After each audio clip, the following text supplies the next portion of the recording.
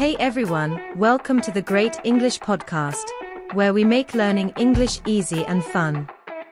I'm Catherine. And I'm Mark. Let's get started and make English simple together. In this episode, we explain 5 English words in simple, basic English. Okay, what are the words today, Mark? The first word today is enthusiastic. Then we will continue with reluctant, reliable, persuade, and the final one is break the ice. Okay, let's start with the first word. Mark? The first word is enthusiastic. Enthusiastic. Enthusiastic is an adjective. It means showing a lot of excitement and interest in something. If you are enthusiastic, you are very eager and excited about it. That's right. You can use enthusiastic to describe someone who is very interested and excited about something. For example, she is very enthusiastic about learning new languages. This means she is very excited and interested in learning new languages. Another example is, he gave an enthusiastic speech at the conference. This shows he gave a speech with a lot of excitement and energy. Are there any grammar rules or special uses for the word enthusiastic, Mark? Yes, when we use enthusiastic, we often follow it with about or for. For example, she is enthusiastic about her new job, or they are enthusiastic for the upcoming trip. Great grammar tips, Mark. Let's use enthusiastic in a dialogue. Imagine 2 friends talking about a new hobby. How do you like your new painting class, Sarah? I'm really enthusiastic about it. I love learning new painting techniques. That's wonderful. I wish I could be as enthusiastic about my hobbies. Maybe you just need to find the right one for you. That dialogue shows how being enthusiastic can make activities more enjoyable. Exactly, Mark. Enthusiasm can really make a difference. Are there things you are enthusiastic about? Yes, Catherine. I'm very enthusiastic about cooking. I love trying new recipes. That's great, Mark. I am enthusiastic about reading. I love getting lost in a good book. For our listeners, being enthusiastic can help you enjoy and excel in whatever you are doing. Indeed, Mark. Enthusiasm can bring a lot of joy and success. Okay, we learned that enthusiastic means showing a lot of excitement and interest. Remember, listeners should use enthusiastic to describe someone or something that is very eager and excited. All right, let's move on to the next word. The next word is reluctant. Reluctant. Reluctance is an adjective. It means being unwilling or not wanting to do something because you are not sure or because you don't want to. That's right, Mark. When you are reluctant, you hesitate, or are not eager to do something. For example, she was reluctant to try the new food. This means she didn't want to try the new food because she was unsure about it. Another example is, he felt reluctant to ask for help. This shows he didn't want to ask for help, because he was hesitant or unsure. Are there any grammar rules or special uses for the word reluctant, Catherine? Yes, when we use reluctant, we often follow it with to plus the base form of the verb. For example, reluctant to speak, reluctant to go, or reluctant to decide. Good grammar points, Catherine. Let's put reluctant into a dialogue. Imagine 2 friends talking about trying a new activity. Are you going to the dance class tonight, Mike? I'm a bit reluctant to go. I'm not very good at dancing. Don't be reluctant. It's all about having fun and learning. I guess you're right. I'll give it a try. That dialogue shows how someone might feel reluctant because they are unsure or nervous. Exactly, Catherine. It's common to feel reluctant when trying something new. Do you have any tips to overcome reluctance? Yes, Mark. One tip is to think about the benefits and try to stay positive. It can also help to go with a friend. That's great advice, Catherine. Everyone feels reluctant sometimes, and it's normal. Absolutely, Mark. We hope this discussion helps our listeners understand how to use reluctant. Okay, it's time to explain the next word. What's the next word, Catherine? The next word is reliable. Reliable. Reliable is an adjective. It means that someone or something can be trusted to do what is expected or to work well. That's right. When something or someone is reliable, you can depend on them.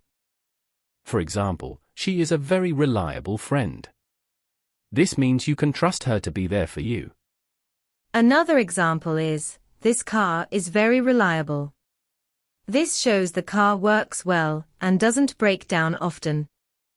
Are there any grammar rules or special uses for the word reliable, Catherine? Yes, when we use reliable, we often use it with nouns like person, source, information, and method. For example, a reliable source, reliable information, or a reliable method. Great grammar tips, Catherine. Let's use reliable in a dialogue. Imagine two colleagues talking about a new team member. How do you like working with James? He's great. Very reliable. I can always count on him to get the job done. That's good to hear. It's important to have reliable team members. Absolutely. It makes work so much easier. That dialogue shows how being reliable is important in a work environment. Exactly, Catherine. Reliability is valued in many areas of life. Are there things you consider reliable? Yes, Mark. I consider my old laptop very reliable. It never lets me down. That's great, Catherine. I rely on my morning routine to start my day right. For our listeners, being reliable can help you earn trust and respect. Indeed, Catherine. Reliability is a key quality in both personal and professional lives. Okay, we learned that reliable means that someone or something can be trusted to do what is expected, or to work well. Remember to use reliable to describe people, information, or things you can depend on. All right, let's move on to the next word. The next word is persuade. Persuade. Persuade is a verb. It means to convince someone to do something, or to believe something through reasoning or argument. That's right, Catherine. When you persuade someone, you get them to agree with you or do what you want by giving good reasons. For example, she persuaded her friend to join the club. This means she convinced her friend to become a member of the club. Another example is, he persuaded the jury of his innocence. This shows that he convinced the jury that he was not guilty. Are there any grammar rules or special uses for the word persuade, Mark? Yes, when we use persuade, we often follow it with to plus the base form of the verb. For example, persuade to join, persuade to believe, or persuade to come. Good grammar points, Mark. Let's put persuade into a dialogue. Imagine two friends talking about a trip. Did you persuade your parents to let you go on the trip? Yes, I did. I told them how educational it would be, and they agreed. That's fantastic. It sounds like you gave them good reasons. Yes, I think they saw the benefits. That dialogue shows how you can persuade someone by giving good reasons. Exactly, Catherine. Persuasion is a useful skill. Do you have any tips for persuading others? Yes, Mark. One tip is to understand the other person's point of view and address their concerns. It's also helpful to be clear and logical. That's great advice, Catherine. Persuasion can help you in many situations, from everyday conversations to important decisions. Okay, it's time to explain our last phrase today. The last phrase is break the ice. Break the ice. Break the ice is an idiom, and it means to do or say something to make people feel more comfortable and start a conversation in a social setting. That's right, Catherine. When you break the ice, you ease the tension and make it easier for people to interact. For example, he told a joke to break the ice at the meeting. This means he told a joke to make everyone feel more comfortable and start talking. Another example is, she brought a game to the party to help break the ice. This shows she used a game to help people start interacting. Are there any special tips for using the phrase, break the ice, Mark? Yes, Catherine. Break the ice is often used in social situations where people might feel shy or uncomfortable at first. It can be anything from a joke to a question to an activity to get people talking. Great tips, Mark. Let's use break the ice in a dialogue. Imagine two friends preparing for a party. Do you have any ideas on how to break the ice at the party tonight? Yes, I was thinking of starting with a fun game. It usually helps people relax and start talking. That sounds perfect. A game should definitely break the ice. I hope so. It's important that everyone feels comfortable and has a good time. That dialogue shows how breaking the ice can help make social situations more comfortable. Exactly, Catherine. Breaking the ice is a great way to help people relax and enjoy themselves. Do you have any favorite ways to break the ice? Yes, Mark.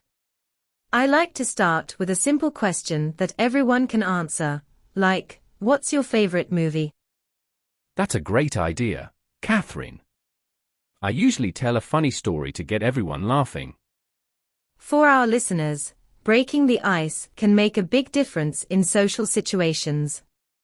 Don't be afraid to take the first step. Indeed, Catherine. A little effort to break the ice can lead to great conversations and connections. Okay, we learned that break the ice means to do something to make people feel more comfortable and start a conversation. Remember, listeners should use break the ice in social settings to help everyone feel at ease. And that brings us to the end of this episode. Yes, thank you for listening to the Great English Podcast. We hope you learned something new today. We hope you enjoyed learning with us and found it helpful. Remember to practice using the new words and phrases we talked about. If you have any questions or suggestions, feel free to make a comment and don't forget to like, share and subscribe to Great English Podcast. Thanks for listening, and we'll see you next time. Bye-bye. Bye for now.